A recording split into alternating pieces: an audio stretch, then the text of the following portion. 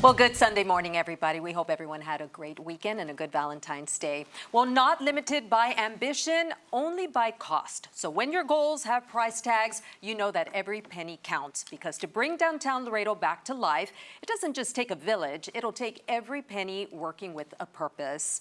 Well, during this past Wednesday's special city council meeting, city leaders met to take a deeper look at the challenges facing downtown Laredo and what it would take to turn things around. Part of the plan, a management district that's designed specifically to meet those needs. An overview from the Downtown Business Improvement District outlined how the entity would actually work. Now, among the proposals, a flexible service plan that would focus on clean and safe streets, targeting cleanliness, lighting, and security. The goal is supplement city services, but not replace them. Now, as council members looked over the plan, different views took shape, prompting a wide range of responses. Among them, concerns, support, and a look at the promise ahead. With this initiative and with some of the other things, there's going to be room for confusion because it seems like there may be some stepping on the toes going on. You're basically giving us a menu and you're asking us to pick something from that menu, but what if we don't want anything on that menu? What if we want something else? I think that there's some fuzziness there in those types of logistics. It is a service enhancement, as you're explaining, and it is absolutely necessary to have that kind of dedication if we're going to take revitalization of the downtown seriously. Because as Councilmember Alyssa Cigarro was saying, the city isn't flexible and we just don't have those resources to be that attentive to this one area. Joining us this morning is Julian Rafnowski with the Laredo Downtown Business Improvement District. He is joined by City Council Member for District 6, Dr. Tyler King, and KGNS General Manager Luis Villarreal. Good morning. Gentlemen, thank you so much for joining us. And I do want to note that we invited Council Member Alyssa Cigarroa to join us as well. She had to travel this weekend, so we'll have her on a future episode of Beyond the Headlines talking about this downtown issue. So, Julian, thank you so much for joining us. Dr. King, thank you so much for joining us. Julian, I want to start with you. Explain to us what this district improvement plan is and how it'll work. So the district improvement plan, the way it was put together wasn't essentially board members amongst themselves. We actually held a summit back in 2024 and then also used a survey to get responses from property owners. We then took all that data and then turned it into what we have today, which is a service plan that we adopted, which as we move along will change depending on the feedback that we get from the downtown property owners and business owners. Okay, so this is all based on a survey, and this is something, Julian, that for the most part, the downtown businesses wanted something like this. They've been asking for improvements for downtown Laredo, correct? Yes, correct. So for the longest time, the city has been a great steward in providing some supplemental services in the sense that I'm not sure if your viewers have seen before, but downtown you'll see sometimes every once in a while, the city has power washers that clean the streets, but those are like, you only really see that every once in a while because that is not a requirement of the city. So it's really something that just kind of comes and goes, according to the squeaky wheel. If there's a downtown property owner complaining that the streets are getting really dirty, that's not usually a service the city provides. So something like the Business Improvement District, our goal is to build a sustainable plan. And what a Business Improvement District is, and I'll refer to it as a BID so I don't go too long every time I say it, it's property owners coming together to invest in their own downtown. Our goal is going to be cleaner streets, better lighting, more security, because we know doing all these things creates a rising tide, which will lift all boats, meaning the property owners, the business owners. Julian, in terms of, and Councilman, in terms of funding this entity, is this a tax-based entity? Yeah. So basically, a business improvement district that's been founded since 2013 in Laredo through state statute, but has not been activated for these last 12, 13 years. So we've had this economic development tool to revitalize downtown that hasn't been used. And it's written in state law that it's a economic tool that cities all across Texas are using. You know, it's kind of like the old saying, if you always do what you always done, you always get what you always got, right? And so if we don't want to continue this downward spiral of downtown, we have to do something different. And by the way, let's just be, I think it was already said, this is a completely independent entity. Like, this is not a city commission. This is not a city committee. This is an actual independent board that has assessment capabilities. So, and it's in the proposed assessment rate is 20 cents per $100 on that area. This is just a very defined area, and it does not include any residential. So this is only for commercial property owners in a very narrow area of downtown. And then all of that money that gets raised in the downtown goes towards downtown. It doesn't go to the general fund, and as some of the community members like to say, evaporate into the general fund. It is only going into downtown. And again, this is something that this board has the legal authority to do through the state of Texas that was passed in 2013. By the legislature. It just hasn't, by the state legislature, it just hasn't been activated in Laredo yet. So this is not something that the city council has just decided to reignite. This is the downtown business property owners who are the ones leading this effort. Let me clarify something, because I am very ignorant about this. So give me some rope here. Sure. So commercial owners only. So this does not affect any residential. No residential communities will be impacted by this. So if you're in a single-family home, duplex, triplex, or even fourplex, this will not affect you whatsoever. This only affects commercial property owners in the downtown area, and it's a 20 cent per $100 property value just for those people. And I'm not saying that's nothing, but if you look at downtown Laredo, if you look at all of us in Webb County, our property values have doubled since 2013. So we're talking 100% increase. So that would be detrimental to the average family. But this is a area that has actually decreased by 56% in property values since 2013.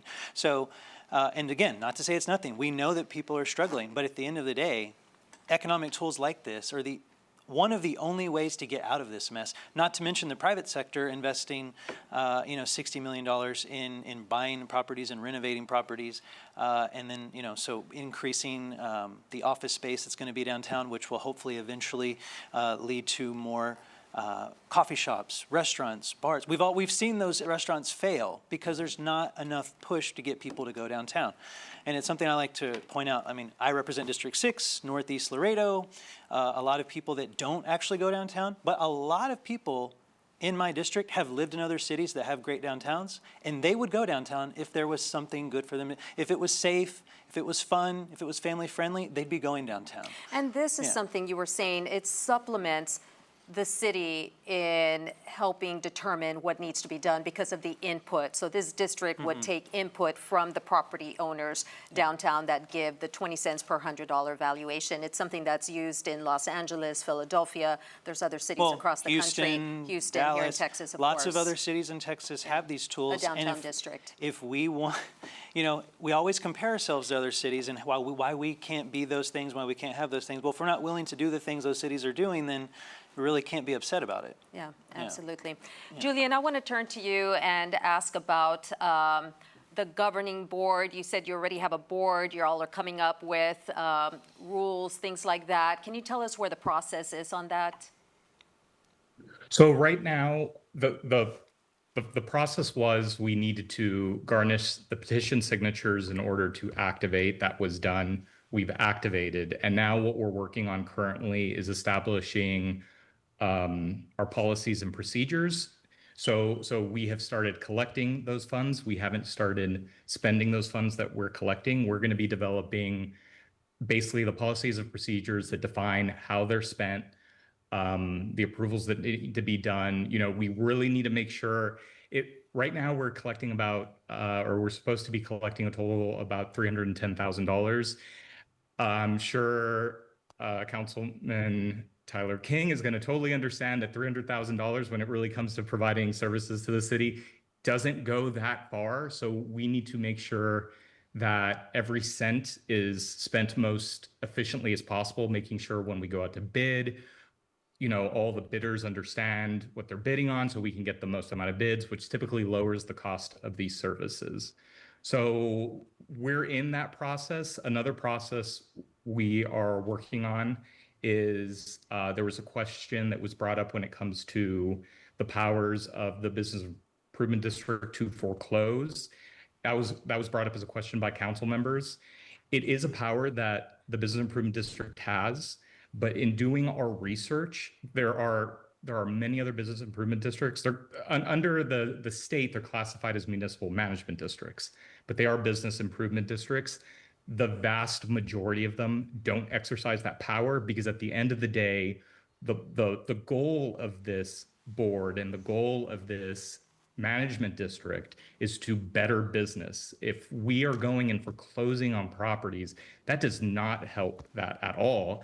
And I think other business improvement districts see that, which is why they don't use that policy. We're planning on adopting a very similar policy that does not use foreclosure. So I hope that displaces that concern, because that is, one, not our goal, and two, will not help in beautifying the downtown and helping the businesses downtown.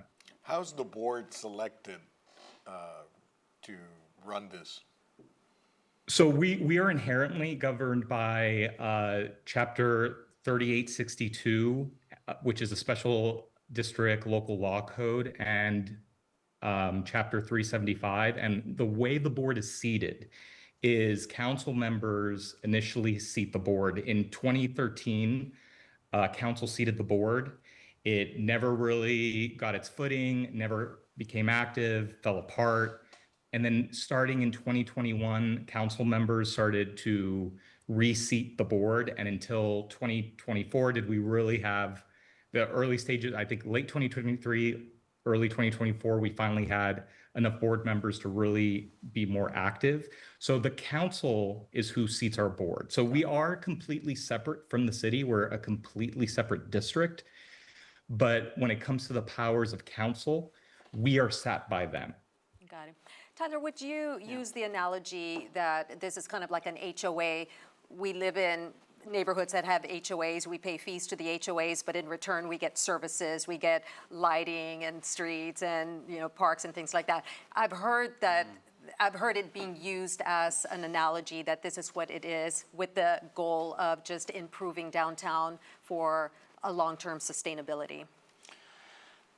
People have very mixed feelings about HOAs. I completely understand. So we don't want to go there. Comparing it to a HOA is a tough one. But I mean, at the end of the day, like I said, this is not homeowners. This is business property owners, right, and commercial property owners. So it's a very specific niche of people. But if we want to compare it in the sense that at the end of the day, money from these downtown property owners, and that money stays there. A lot of people complain that their money goes into the general fund and they never see the results from it. Yeah. You will have direct, there's direct accountability on a person-to-person level on the changes that could be made. And these are services. That's why there's a service plan. This is not intended to replace all city services, but this is intended to supplement, to make downtown friendlier, to make downtown cleaner, right, to have people kind of helping you navigate downtown. And city council supports it for the most part. Yeah, I mean, at the end of the day, welcomes the help. It got created in 2013.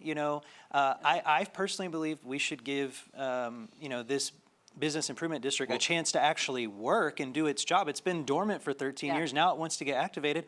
Let's let it do its thing. Yeah. Okie doke. Well, when we come back, the special called meeting also brought up the Plaza Theater project and a review of the city manager, but not everybody is happy with some of the outcomes. We're going to talk about that after the break. Stay with us.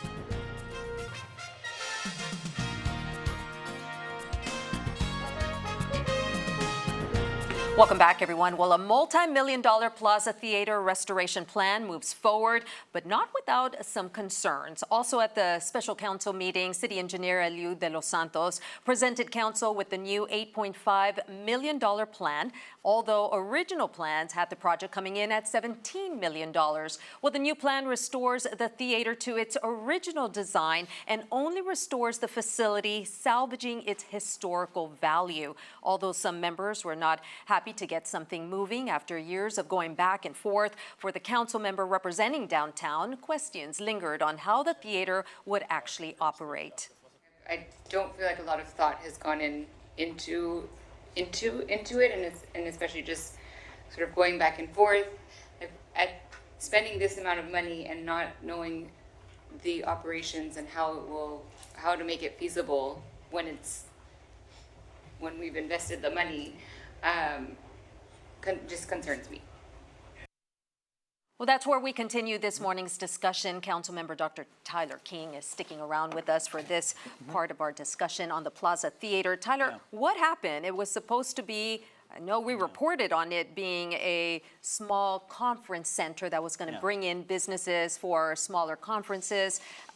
Now it's turned into just a restoration of a theater. Yeah. So I was in fourth grade when the city bought the Plaza Theater back in 1999. Okay, and then there were consulting firms in the early 2000s that had plans for it, feasibility studies that got off the train. Then years go by, and then in 2020, the new architects and consultants came on board and were hired by the city under Mayor Pete Sines. That was during COVID. There were dealing with a COVID crisis, but also supply chain issues, what have you.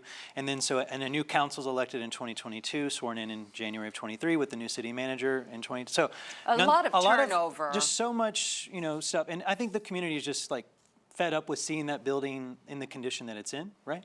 And we also have to go back to 2013 when the city sold the Civic Center to LISD for $16 million. That $16 million was slotted as only allowed to be used for anything related to a community gathering space. The idea was to create the new civic or convention center with that money. That's not what ended up happening.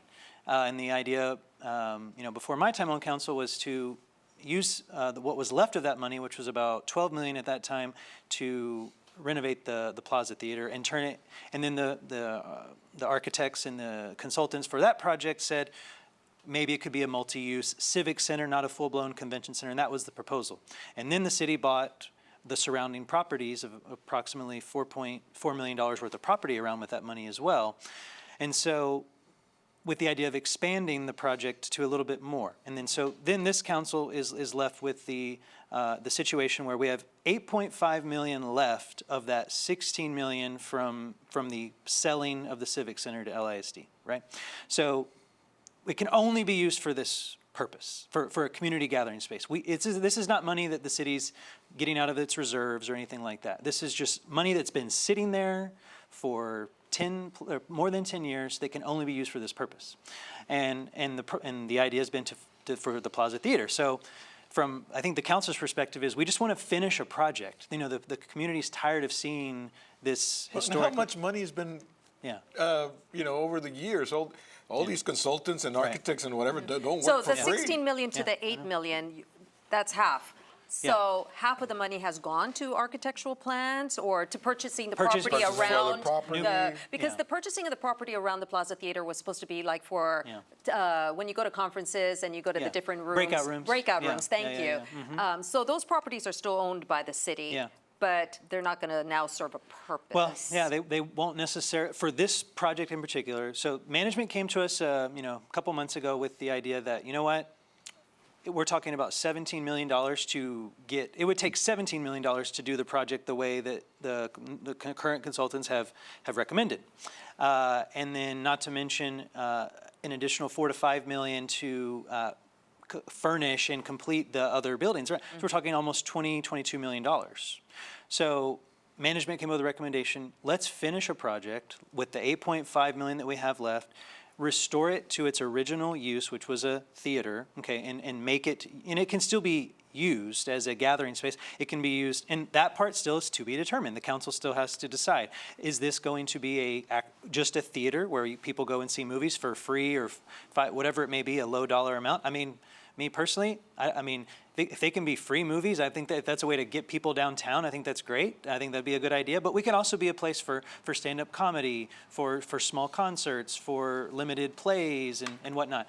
Look, I know that this is something that the community is extremely frustrated by, but I think, like I mentioned, I was in 4th grade when the city bought it, and we're trying to deal with this situation and just get it done. And so I think at the end of the day, if it's fully renovated to its original phase and people can go downtown and be proud of what they see there, and not to mention with the private sector investment that's coming, like it's a part of revitalizing downtown that I think in the end will be a positive change. Yeah. Okay, thank you for that, Tyler. Explanation. Also at the meeting, a closed-door review of the city manager's job performance. Here's what happened after council members came out. Mayor, if I may, I'd like to make a motion for the executive session item number 4 to continue the contract, renew the contract with Mr. Neb for 1 more year, for another year, on the terms of the agreement itself. Yes. Motion and second. All in favor? Aye. Opposed? Motion passes. Thank you. Congratulations, Mr. Neb. 1 more year with us. So, behind closed doors, y'all Yeah. talked about the city manager, his performance. What can you tell us about that? Yeah, obviously by state law, I'm not allowed to disclose what we talked about in executive session. No, we won't tell but- anybody, just between us. But I mean, I can tell you that, on paper, and I've already gotten, some calls about this. Oh, you extended it. Does that mean he's doing the best job ever? And we have to look back and say, how many city managers do we have in that 5-year period before we hired Mr. Neb? We're talking 8 city managers in 5 years if you include interims. And that dysfunction was extremely unhealthy for the city. Now, I'm not saying he gets an automatic renewal. I'll be candid in saying that we have a lot of things we want him to improve on. And I think it's important for the community to be reminded that, city managers, depending on style, can go under the radar, but he is our CEO. He is the chief executive officer of the city of Laredo. And one thing that I'm asking of him is to be more visible in the community and have more public accountability. Are there performance measures that he's being judged on? Yes. Or... So, and actually, that was one of the things that we pushed this time, along with actually our current council member, the newest council member, Rick Garza, compared the evaluations for how he used to evaluate at LISD when he was on that board, and he actually helped us revamp the evaluation system, which I appreciated because there needs to be metrics, and we need to and actually in 6 months. Even though it's a 1-year contract, let's be clear, the city council can terminate the city manager at any time. It doesn't matter. It could be for no It's cause. going to cost you if Yeah, you and do. exactly. And that's what we don't. We don't want the golden parachute, right? I'm just pointing out that, yes, it's a 1-year.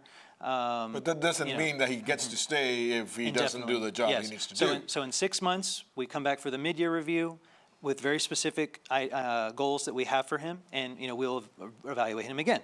But my thing is being trigger happy on firing the city manager has gotten this city into a lot of problems in the past. So I'm by no means afraid to terminate if that's ever the case. But I do think we need to be. I think the city city council needs to be very specific about what we want, and if it doesn't happen, then we'd be willing to make a change. But right now, I think a lot of the things he's done are more behind the scenes stuff, restructuring departments, getting rid of the nepotism and the family favoritism and stuff like that. He's some of those things, you don't see that with the streets getting fixed, right? You can say, hey, I mean, look, our streets are still horrific, and I agree. We have a lot of work to do with our streets. That some of the things he's done you cannot see out in the community. But we did complete the sports venue complex, which is going to be a big success. With those, I mean, if you haven't been out there, it's 10 state-of-the-art fields. It's going to bring in a lot of sports tourism and tournaments. There are things happening, but by no means are we completely satisfied. This 1-year extension is not a rubber stamp. It's not we're satisfied with everything that he's been doing. We gave him specific things we want to see changed.